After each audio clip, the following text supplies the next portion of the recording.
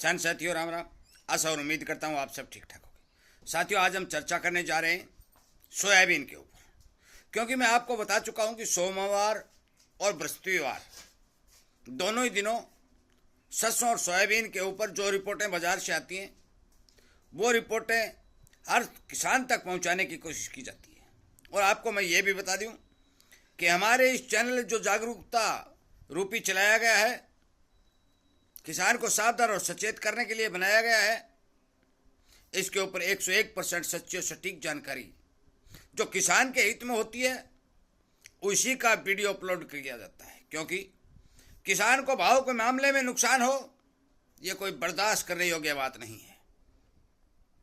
उत्पादन होना या न होना, प्रकृति के मौसम में साथ देना या न देना, ये भगवान के हाथ में होता है, परंतु भाव का किसान को मिलना ये हमारे सरकार के हाथ में होता है, जिसे हम राजा बोलते हैं।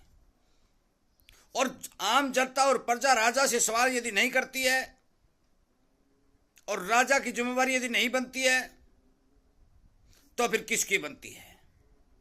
मैं आपको बता देना चाहता हूं कि सोयाबीन का किसान पिछले काफी समय से संपूर्ण रूप से पीड़ित है। इसकी पीड़ा सुनने वाला कोई नहीं है। संपूर्ण जानकारी सोयाबीन के बारे में देने जा रहा हूं। सोयाबीन के किसानों को पिछले साल औने पौने दामों में अपना सामान बाजार में बेचना पड़ा। बहुत लंबे इंतजार के बाद मैंने एक वीडियो अपलोड किया भी था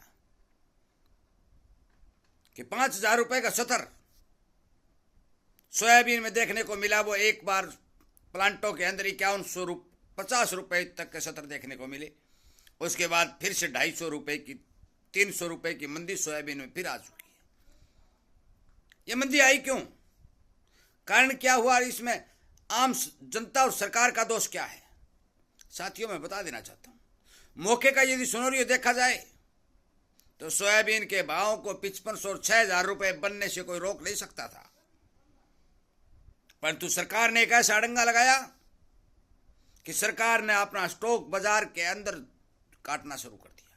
मैं सरकार स्टॉक काटने के खिलाफ नहीं हूं, परंतु मैं सरकार से यह पूछना चाहता हूं कि आपके पास स्टॉक है कितना जो आप भाव दबाने के लिए काट रहे हो? साथियों मैं आपको बता दूं कि संपूर्ण भारत के अंदर यदि गणना करके बात की जाए तो 20 लाख टन से ज्यादा सोयाबीन का स्टॉक अब भारत के अंदर मौजूद नहीं है। इतना भारी भरकम कम स्टॉक के चलते, लाइन खाली होने के चलते, फिर भी भाव को दबाने के लिए स्टॉक का इस्तेमाल करना, यह सबसे बड़ी सरकारी नुमाइंदों की साजिश नजर आ रही है। मैं आपको बता दूं, सोयाबीन का आयात लगातार से बाहर से जारी है, और यदि सोयाबीन के किसानों को मारना ही है तो फिर सोयाबीन की बिजाई बंद करवा दो, ताकि किसान और किसी जिन्स की बिजाई करके अपने बच्चों का पेट पालन कर सके।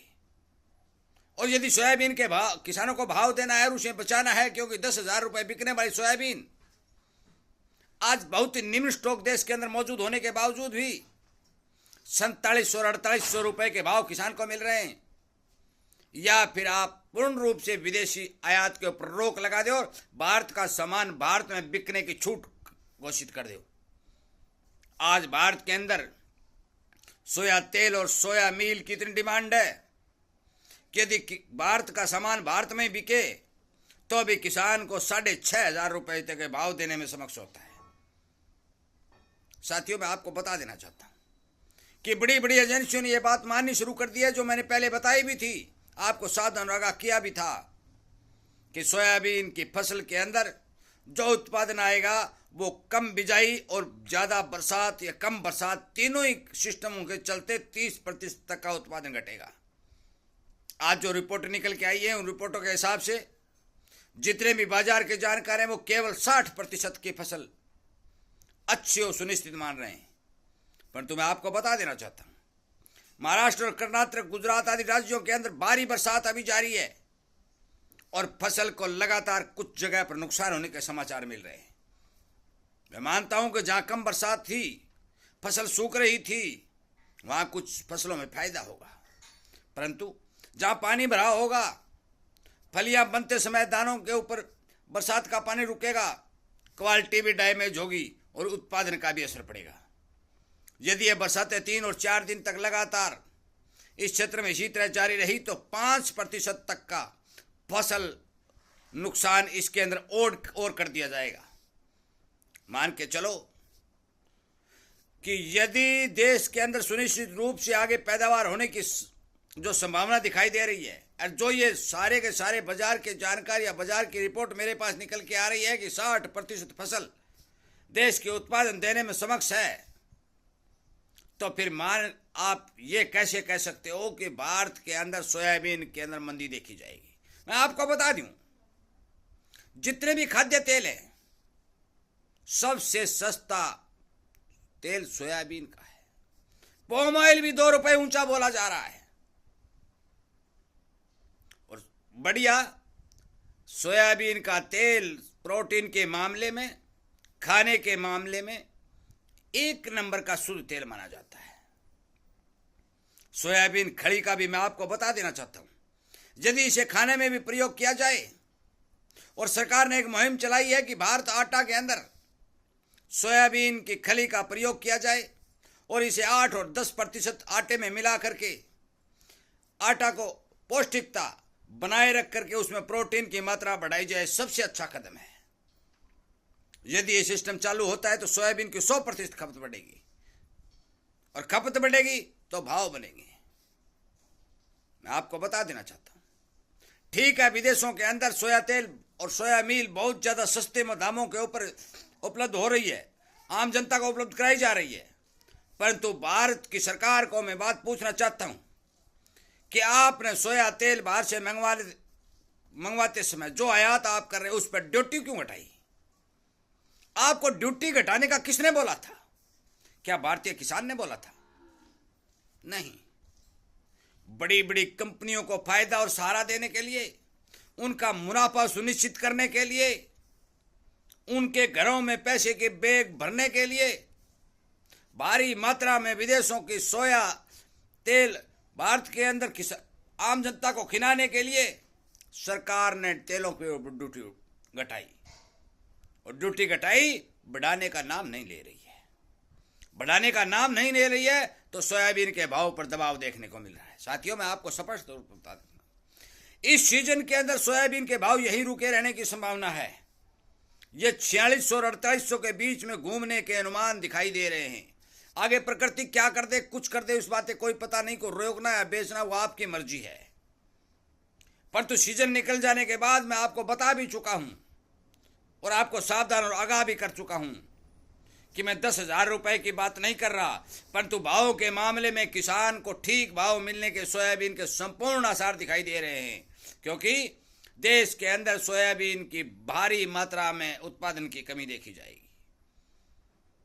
और आखिरकार मैं आपको एक बात और बता दूं, याद रखना, आखिरकार सरकार को सोया तेल के ऊपर ड्यूटी बढ़ानी पड़ेगी। आज इन्होंने नरमा पर घटाई है, चना फ्री ड्यूटी पर सबसे कम ड्यूटी में आ रहा है, पीली मटर फ्री ड्यूटी आ रही है, सोयाबीन फ्री ड्यूटी आ रही। एक दिन सरकार को पीछे मुड़कर देखना होगा और एक दिन ड्यूटी बढ़ानी पड़ेगी।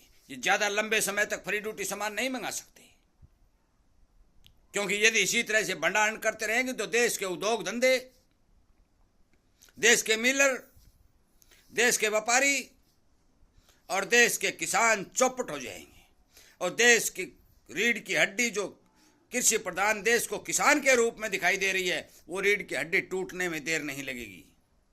मैं बार बार आवाज उठा चुका हूं, बार बार आपसे विनय निवेदन प्रार्थना कर चुका हूं कि आप इस चैनल को सब्सक्राइब करके इस जागरूकता अभियान को आगे बढ़ा करके हर किसान तक पहुंचाने की कोशिश कीजिए, सरकार तक इस बात को पहुंचाने की कोशिश कीजिए कि जो हमारे देश का अन्नदाता, हमारे देश के कृषि उद्योग के साथ जुड़ा हुआ व्यापारी, हमारे देश के कृषि उद्योग के जुड़ा हुआ मिलर, यदि आप बचाना चाहते हैं तो विदेशों से सस्ता आयात भारत के अंदर बंद कीजिए और किसान को सुनिश्चित भाव दिलाने की कृपा कीजिए। साथियों, सरकार की कथनी और करनी के अंदर स्पष्ट तौर पर अंतर आ चुका है, जिसमें कोई दो राय नहीं है, क्योंकि शिवराज जी ने यह कहा था कि हम आयात को प्रभावित प्रभाव तौर से कम करेंगे, परंतु कम की बजाय इन्होंने फ्री ड्यूटी करके ज्यादा कर दिया। ये ढिढोसला कितना दिन चलता है, किसान को कितने दिन मार पड़ती है, इस बारे तो मैं बता नहीं सकता, पर एक दिन ज्यादा लंबे समय की बात नहीं है, एक दिन ड्यूटी भी बढ़ानी पड़ेगी। किसान, व्यापारी और उद्योगपति जो कृषि के साथ जुड़े हुए हैं उनको उनकी सुध लेकर उनके लिए काम करना पड़ेगा। साथियों, सोयाबीन का फंडा मैंने आपको बताया कि मौके के ऊपर सोयाबीन को जो स्थिति दिखाई दे रही है, सोयाबीन के भाव 4600 और 4800 के बीच में, नई फसल उत्पादन के रूप में जो आ रही है, सिर पर जो नई फसल निकलनी भी शुरू हो चुकी है, दिखाई दे रहे हैं। हो सकता है कि कहीं बरसात से नुकसान, क्वालिटी घटने के 150 रुपये और भी घट सकते हैं, परंतु सीजन निकल जाने के बाद सीजन के भाव, सोयाबीन के भाव किसान को ठीक मिलने की उम्मीद दिखाई दे रही है। मेरी इन्हीं बातों के साथ मैं आपसे विनय निवेदन और प्रार्थना करता हूं कि आप मेरे द्वारा उठाई गई किसान की आवाज़ों को सरकार और सरकार के नुमाइंदों तक पहुंचाने की कोशिश करें और उनसे ये मांग करें कि किसान के हित में काम करने के लिए, व्यापारी के हित में काम करने के लिए, कृषि के साथ जुड़े हुए उद्योग धंधों के हित में काम करने के लिए कदम आगे बढ़ाएं और आयात के ऊपर संपूर्ण रूप से ड्यूटी लगाकर देश में राजस्व को बढ़ाएं और किसान को बचाएं। जय हिंद।